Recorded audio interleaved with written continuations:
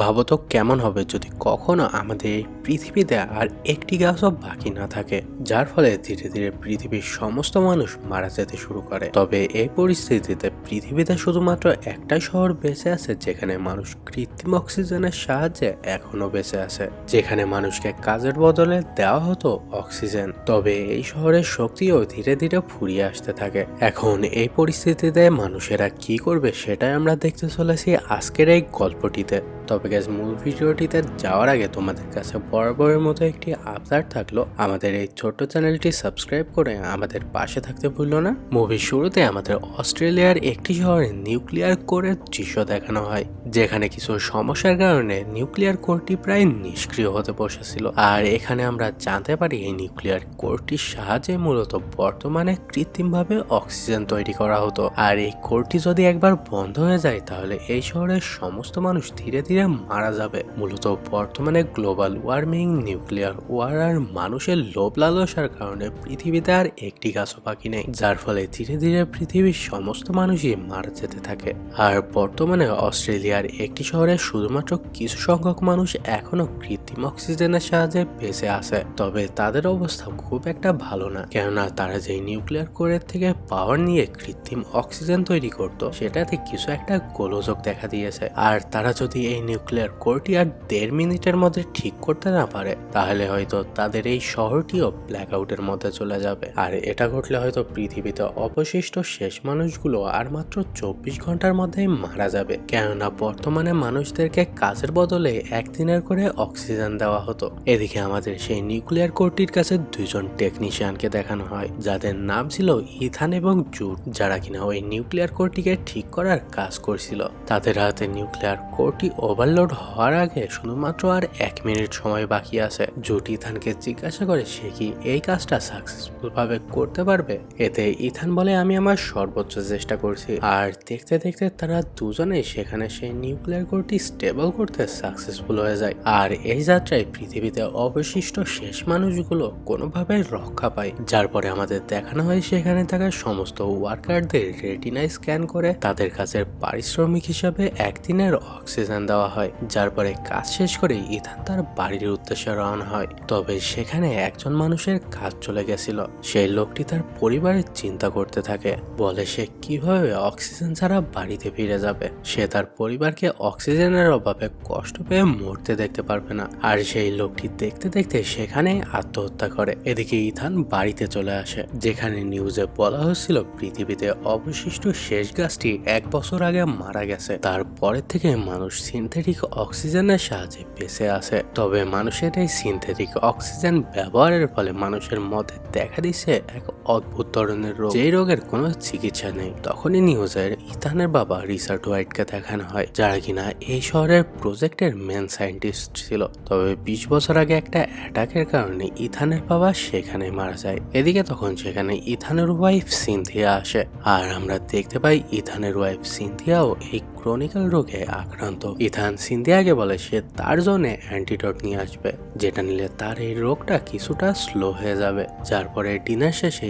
Ethan আবারও তার কাছে চলে যায়। ইথান এবং জুট তাদের কাজ করছিল, তবে তখনই সেখানে দুজন গার্ড এসে ইথানকে বলে ইথানকে তাদেরকে উপরে নিয়ে যাওয়ার জন্য অর্ডার করা হয়েছে। ইথান এখানে একটু ভয় পাচ্ছিল, যার ফলে জুট তার সাথে যেতে চায় এবং তাদের দুজনকে কর্নিকপের মেন হেডকোয়ার্টারে নিয়ে আসা হয়, যারা কিনা মূলত এই সিনথেটিক অক্সিজেন তৈরি করত। আর ইথানের বাবা এই কর্নিকপের সায়েন্টিস্ট ছিল। তারা দুজনে অফিসে প্রবেশ করলে সেখানকার মেন লিডার মিস রেজিনা তাদের সাথে দেখা করে এবং সে তাদেরকে জানায় ক্রনিক্যাল রোগ দিন দিন মহামারীর মতো ছড়িয়ে পড়ছে, যার ফলে অবশিষ্ট মানুষরা হয়তো আর কিছু বছরের মধ্যে বিলুপ্ত হয়ে যাবে। এতে ইথান মিস রেজিনাকে জিজ্ঞাসা করে সে এই সমস্ত কথা কেন তাকে বলছে। মিস রেজিনা এতে বলে, এটার উত্তর জানার জন্য তোমাকে আমাদের ল্যাবে যেতে হবে।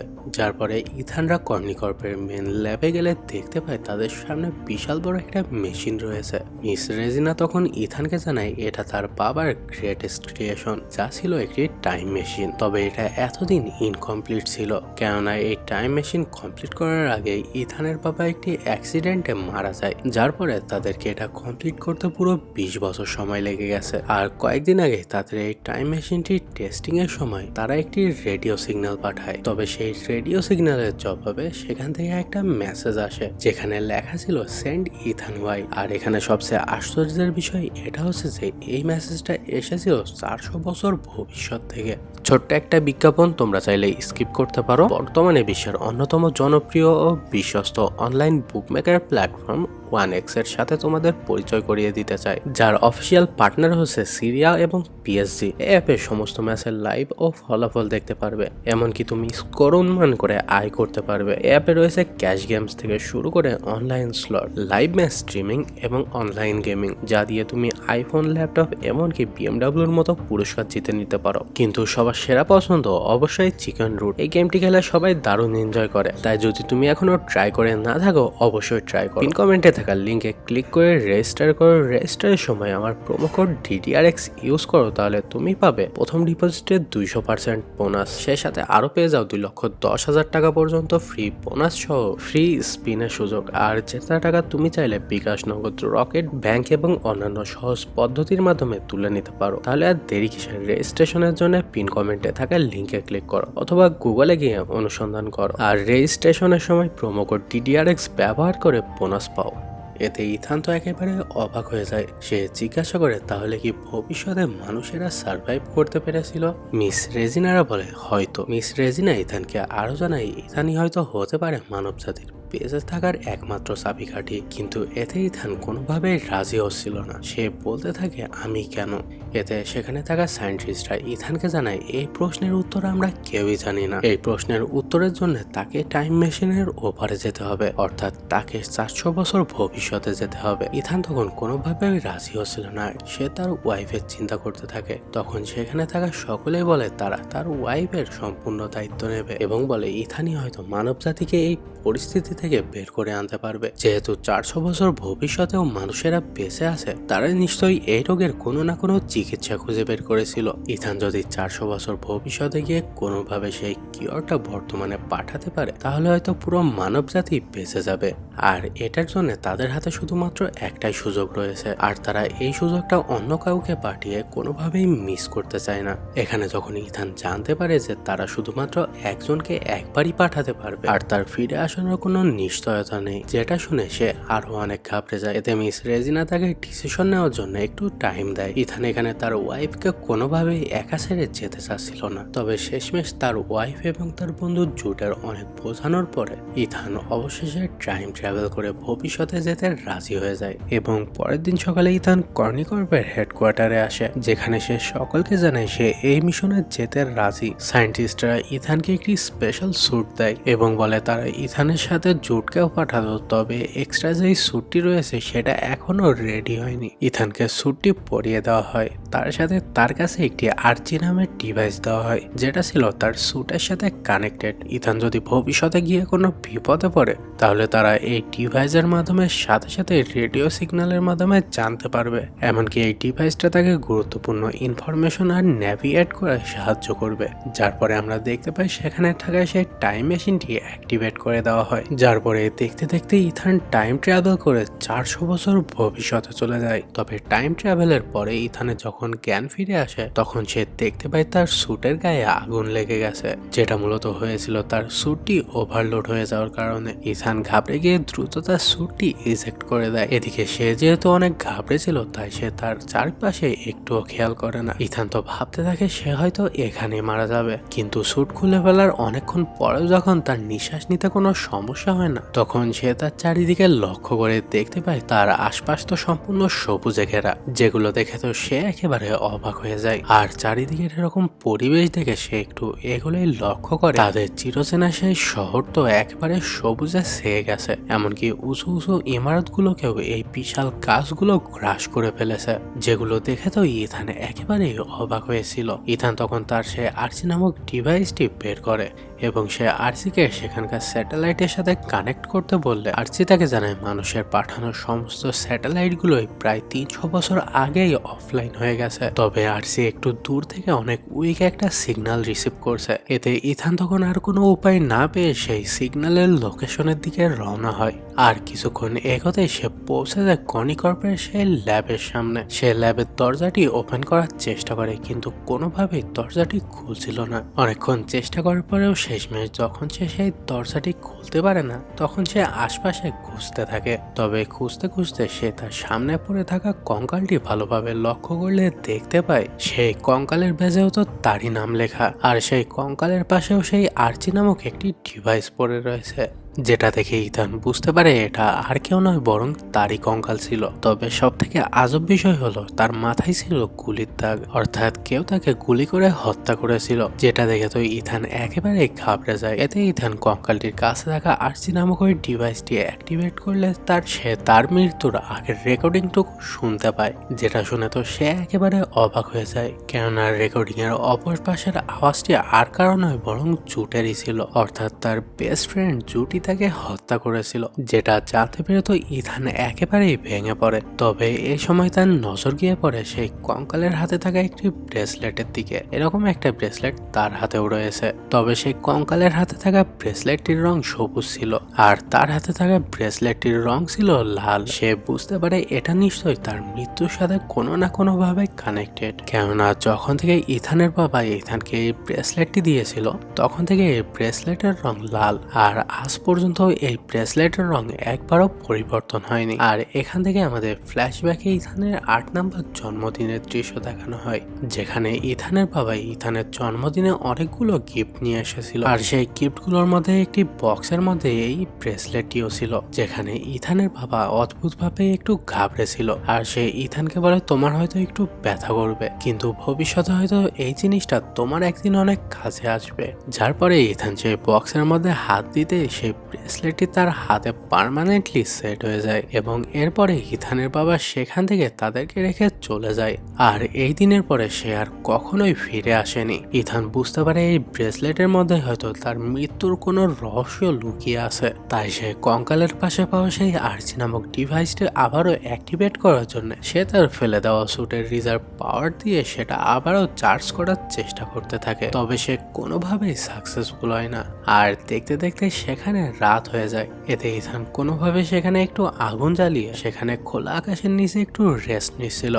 এদিকে তার অনেক খিদে পেয়ে গেছিল, তাই সে তার আশপাশে থাকা কিছু ফল কুড়িয়ে এনে সে সেগুলো খেয়ে নেয়, কিন্তু দেখা যায় এতে হিতে বিপরীত হয়। সেই ফলগুলো একটু বিষাক্ত হওয়ার কারণে তার অনেক শরীর খারাপ হয়ে পড়ে। ইথান এদিকে হ্যালুসিনেট করতে শুরু করে, এমনকি তার অনেক বমিও হতে থাকে। তবে দেখা যায় সেখানে একটা লোক এসে ইথানকে একটি ইনজেকশন দিয়ে ইথানকে বাঁচিয়ে নেয়, যার পরে ইথান সেখানে জ্ঞান হারিয়ে ফেলে। এর পরের দিন সকালে যখন তার জ্ঞান ফিরে আসে তখন সে তার সামনে জুটকে দেখতে পায়। জুট তাকে সবকিছু খুলে বলে যে তারা আরসির মাধ্যমে পাঠানোর রেডিও ওয়েভের সাহায্যে ইথানের অবস্থা সম্পর্কে জানতে পারে, যার কারণে তারা শহরের বাকি রিজার্ভ এনার্জিকে কাজে লাগিয়ে ইথানকে বাঁচানোর জন্য তাকে এখানে অ্যান্টিডোট সহ পাঠিয়ে দেয়। জুট এখানে সেই এক্সট্রা স্যুটটি নিয়ে এসেছিল, তবে তার স্যুটটিও ইথানের মতোই আগুন লেগে যায়। এরপরে তারা আবারও সেই কর্নিকর্পের ল্যাবের সামনে চলে আসে, যেখানে ইথান জুটকে সবকিছু খুলে বলে যে তার কঙ্কাল এখানে কিভাবে পড়ে আছে। তবে সে জুটের কাছ থেকে লুকিয়ে যায় যে কিভাবে তার মৃত্যুর আগে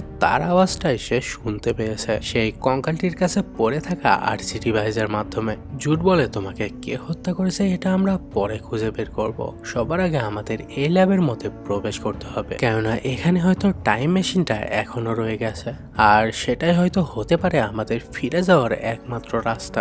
যার পরে তারা দুজনে মিলে ল্যাবে প্রবেশ করার অন্য আরেকটা রাস্তা খুঁজতে থাকে, আর তারা আরসি সাহায্য নিয়ে শেষমেশ ল্যাবের ব্যাক সাইডের দরজার সামনে পৌঁছে যায়, যেখানে যাওয়ার সাথে সাথে অদ্ভুতভাবে একটা ডিভাইস বেরিয়ে এসে ইথানের রেটিনা স্ক্যান করে দরজাটি সেখানে ওপেন হয়ে যায়। তবে অদ্ভুতভাবে সেখানে একটা কম্পিউটার মনিটরে লেখা ছিল ওয়েলকাম ইথান হোয়াইট, যেখানে একটা কি প্রেস করার সাথে সাথে অদ্ভুতভাবে ইথানের হাতে থাকা ব্রেসলেটটি অ্যাক্টিভেট হয়ে যায়, আর ডিএনএ ম্যাচ হওয়ার ফলে সেখানে থাকা টাইম মেশিনটিও অ্যাক্টিভেট হয়ে যায়, যেখানে টাইম মেশিনের ভয়েস অ্যাসিস্ট্যান্ট ইথানদের জানায় টাইম মেশিনটি আর 4 ঘন্টার মধ্যে 2067 সালের সাথে সংযুক্ত হয়ে যাবে। অর্থাৎ ইথানরা যে সময়ের থেকে এসেছিল সেই সময়ের সাথে সংযুক্ত হয়ে যাবে। আর টাইম মেশিনের পোর্টাল তাদের জন্য শুধুমাত্র 30 সেকেন্ডের জন্যই ওপেন থাকবে। এতে জুড তো অনেক খুশি হয়ে যায়, কেননা তারা আবারও বর্তমান সময়ে ফিরে যেতে পারবে। এদিকে ইথান বলে, কিন্তু এখানে তো কোনো মানুষই নেই, তাহলে আমরা রোগের কিওর কিভাবে নিয়ে যাব?